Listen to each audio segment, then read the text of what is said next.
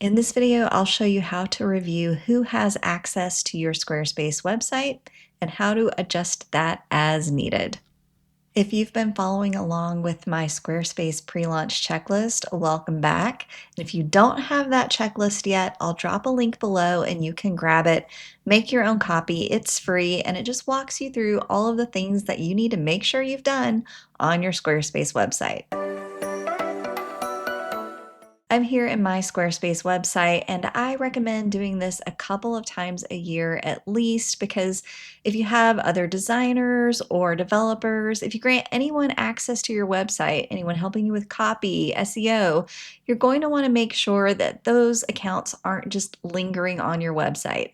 Now, do I think that those people will do something nefarious with your site? No, they're usually professionals. You won't expect anything to go awry, but it is just one more way that someone could get into your website. So I say go ahead and lock it down if you can. So we're going to log into our Squarespace websites and then we're going to go into settings and then permissions and ownership. And if this has changed, remember, you can just hit the / key on your keyboard and start typing in permissions, and it's going to bring you into permissions inside of permissions and ownership. So I am the site owner right now. I currently have a contributor who is an administrator, but I don't want that person to have access to my site right now. I just want it to be me. There's only one way into my site through my account. So I'm going to click on the little arrow. We'll go to these three dots to the right, and we can either remove this person altogether or just remove their permissions.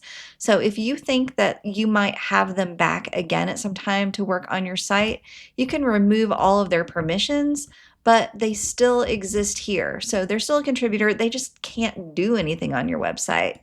But if you don't think you're going to have them back in the future to work on your website, you can just remove them entirely. Now, you can invite them back later if you need them back on your website. So this is what I typically do. Just kind of keep it neat and tidy, just my account here on the back end. So again, I recommend checking this a couple of times a year, removing anybody who doesn't need access to your website at that time. And that's really all you have to do. If you found this helpful, please give the video a like or drop a comment below, as that helps other folks discover my videos. Thanks so much for watching, and I wish you all the best with your website.